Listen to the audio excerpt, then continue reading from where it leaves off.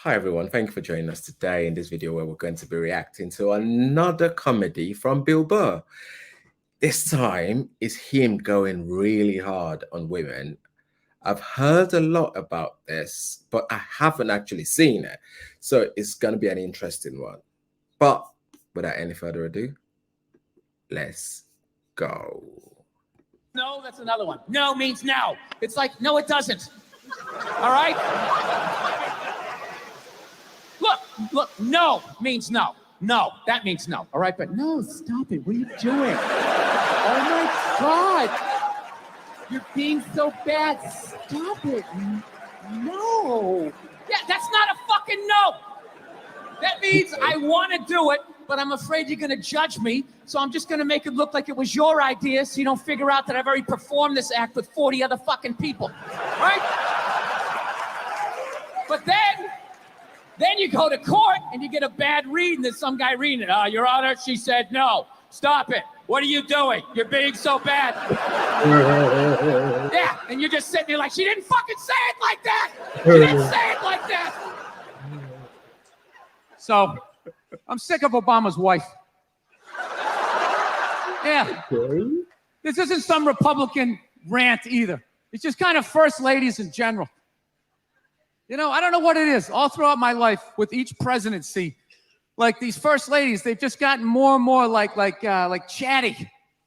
You know, more and more chiming in, like leaning into the frame, spitting out their ideas. It's just like, well, why are you talking?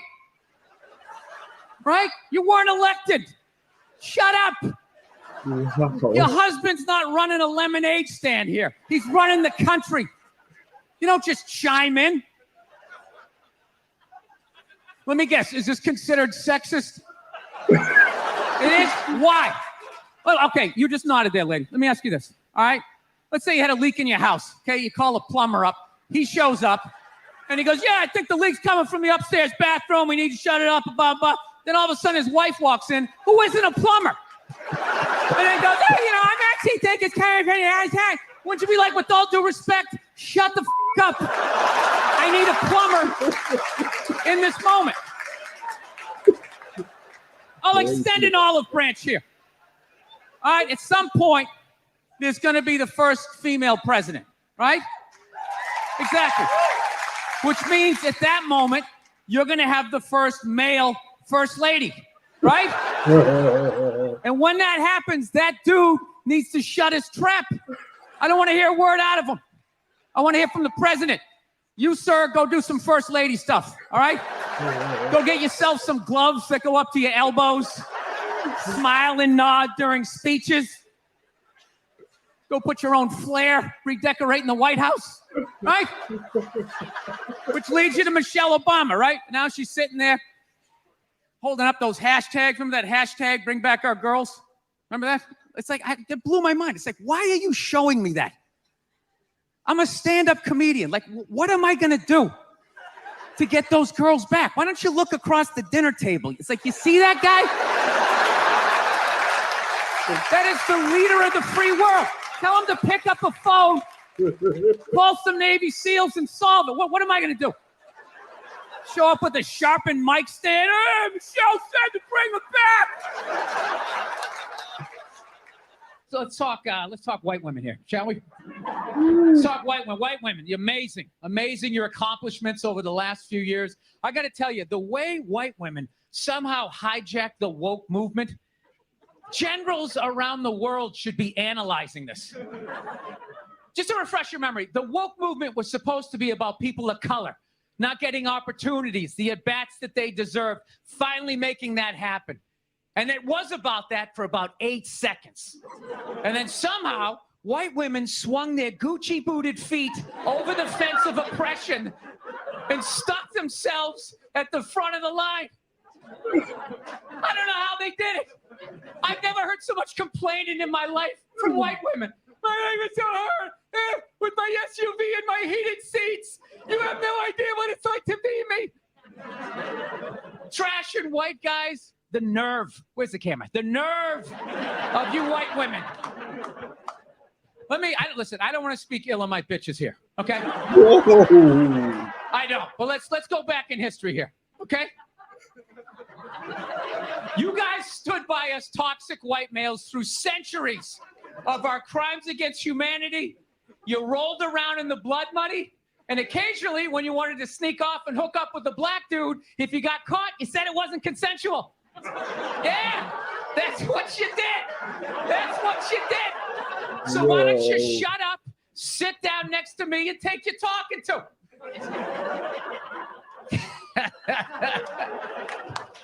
Thank you. I will get married, you know. I was making that. I'll definitely get married someday, you know. I love women and everything. I'm just finding I'm not like compatible with them. You know what I mean? You ever just feel that? Like women have like too much energy for me. You know what I mean? Like you can't have a day off when you have a girlfriend. You ever notice that? It's almost like they see that open day. They're like, oh my God, let's go fill it up with shit. No, then they just come at you with one horrible idea after another. Horrible ideas. Like, you want to make some sandwiches and go to the park? You want to go to the Container Store, get some containers for your t-shirts? This is the worst one. You ever get this one? You want to go to brunch? You want to go to brunch on Sunday? And inside you're like, fucking no! But you can't say that, right? You got to keep them happy. So what do? You agree. Like, yeah, let's go to brunch. What a great idea. Why would you want to sleep in on a Sunday when you can go pay $18 for eggs? Now you're thinking. Now you're thinking. Then we can sit around and listen to your friends have moronic conversations about the eggs. Like, is that pesto? Is that pesto in your omelet? Oh, it's asparagus. It's asparagus. I thought it was pesto. Oh, you just want to flip the whole fucking table over? It's horrendous. I'm trying to learn to pick my battles when I date girls. I usually argue with women all the time, man. I'm stupid like that. You know? Like I dated this girl one time. She was like really into like women's issues. So we used to always have these dumbass arguments. So one time she came up to me, she goes, okay, explain this to me, Bill. Why does a guy make more an hour to do the exact same job, huh? I go, I'll tell you why. Because in the unlikely event that we're both on a Titanic and it starts to sink, for some fucked up reason, you get to leave with the kids and I have to stay. Yeah, that's why I get the $1 more an hour. No, think about it. If there's a house fire, it's always women and children first. I got to stand there with like the back of my shirt on fire going, let's go, people, let's go, let's go. So that's how I look at it. No, it's a $1 an hour surcharge. That if something fucked up happens, either I can't leave or I got to like get in the way of it to give you a head start. Like, rabid dog, run, honey. 1 Mississippi, 2 Mississippi. You hear a bump in the night, I got to go check it out. Like, yes, he does have a knife. Anytime there's a hostage situation, who do they negotiate for first? Well, at least let the women and children go. Well, what about me? Bullets hurt me too. Why the fuck do I got to stay in the vault?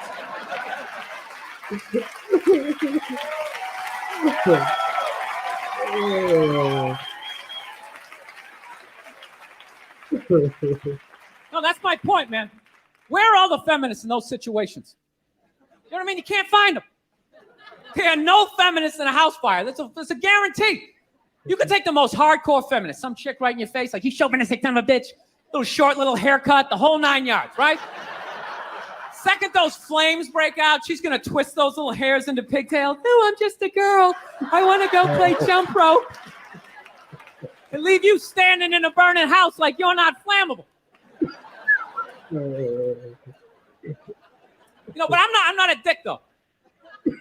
I'm not saying I think a woman should make $1 less an hour to do the same job. All I'm saying is if you're gonna make what I make when the boat sinks, you better be standing right there next to me, listen to that guy play the cello. Then you get the corner office. You get all the benefits or whatever. I was going back and forth with somebody this morning, an East Coast friend of mine who I hadn't talked to in a while. How you enjoy being a dad and blah, blah, blah, blah, blah. And then she hits me up with the whole, hey, I'm turning 50 this year. I am not happy about it. I said, yeah, I turned 50 last year. She goes, how was turning 50 for you? Okay. You know, she goes, you're a guy. You probably don't care. It's much harder for a woman, especially with our careers. Oh, did I have fun with that? You know, I just wrote back, where? Jesus fucking Christ. You know what I mean? White women complaining is one of the funniest. It's like you got a fucking house and a beautiful family. What is the fucking... It's so much harder for me. You're going to outlive me by 6 to 8 years. So me turning 50 is like me turning like 56, 57, 58. You don't hear me complaining, you know? You never hear me complain on this podcast. This is nothing but positivity, rainbows, and fucking unicorns. Sounds like it. Yeah, I love that shit. It's harder for women to go to the gym. It's harder for us to lose weight. Well, then fucking work harder. You know, everybody's different. Oh, is that where it's harder? You know what's harder for me? Trying to get some woman to pay the cover charge and buy me drinks. You know, it's harder for me to divorce court, outliving you. I mean, it balances out, ladies. Getting child support. Yeah, that's harder for me because I'll be the one paying it. Then all of a sudden it costs $900,000 a month to raise a fucking 2-year-old, right? I just don't understand the constant complaining by white women. Okay, you're white. You live in America. Shut up. Okay, wait till the other problems are solved, and then we'll get to you. You're at the meat counter. Your number isn't up yet. Wait your turn. All right? Wait your turn, Abigail. Do you know how much harder? It's so much easier for you to go to check. It's not easier. Men's lives are harder because we have to live with you guys.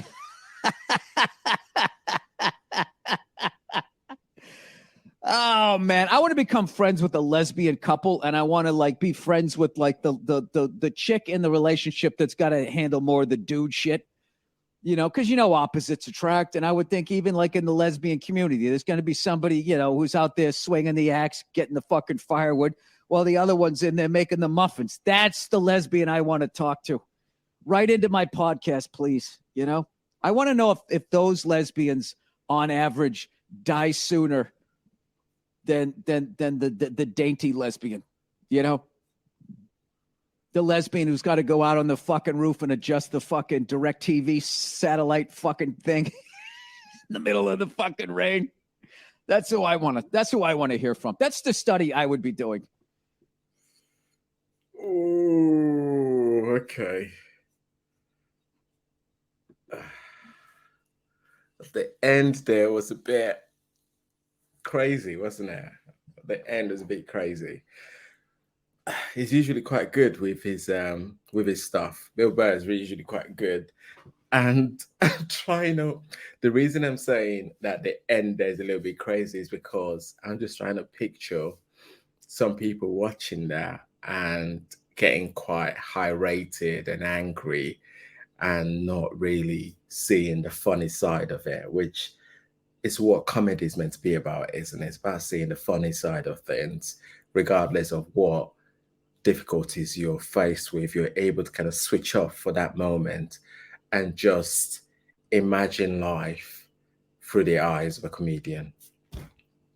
It don't mean that you completely ignore reality, because in real life, people have got struggles. That's real life. It doesn't matter if you're white, black, or Asian, whatever ethnicity or race you're from. Everybody's got struggles. And the thing around the president's wife, Obama is, or ex-president now, it's an interesting one, isn't it?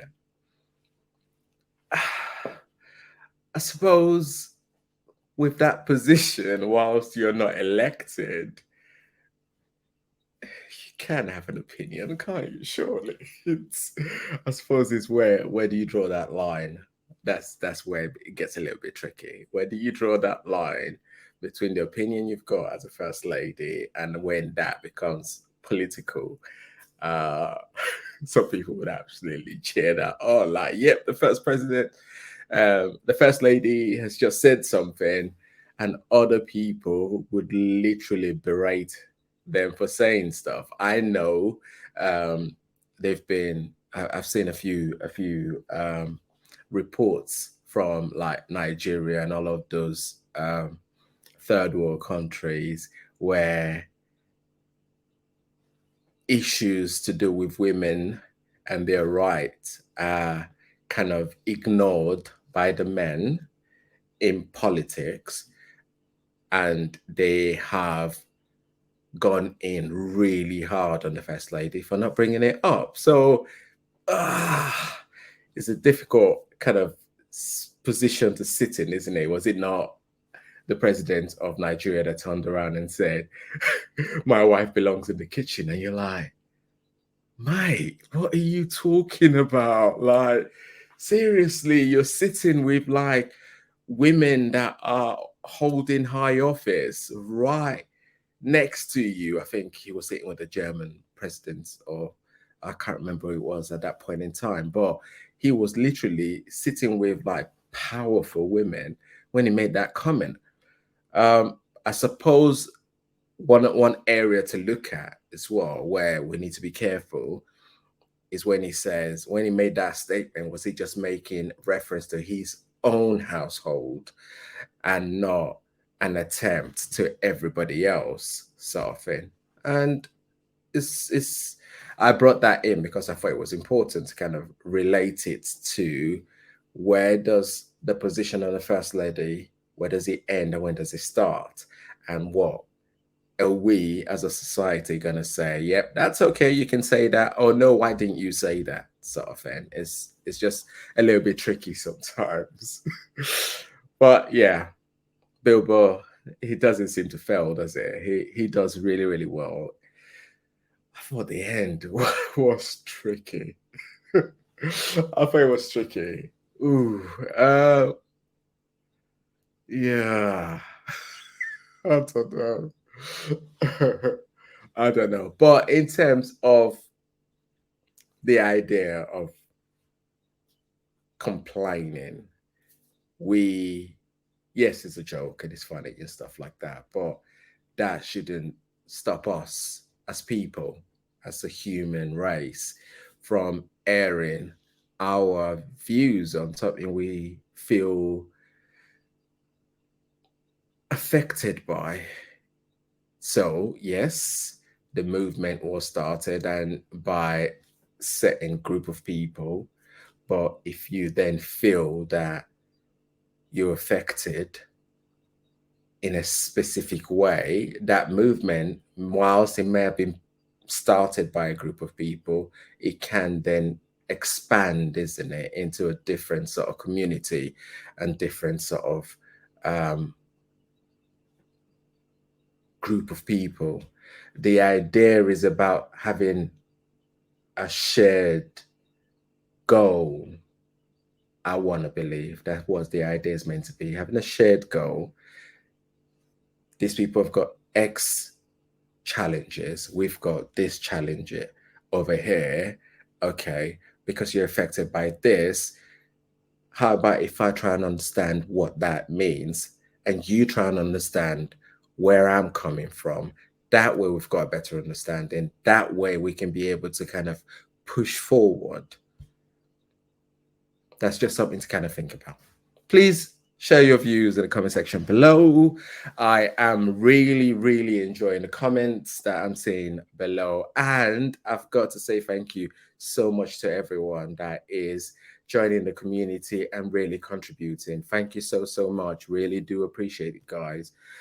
If you like what we're all about, please like, subscribe, and join the growing community. Until next time, you make sure you look after yourself and you stay safe, guys. It's been Kings. Bye for now.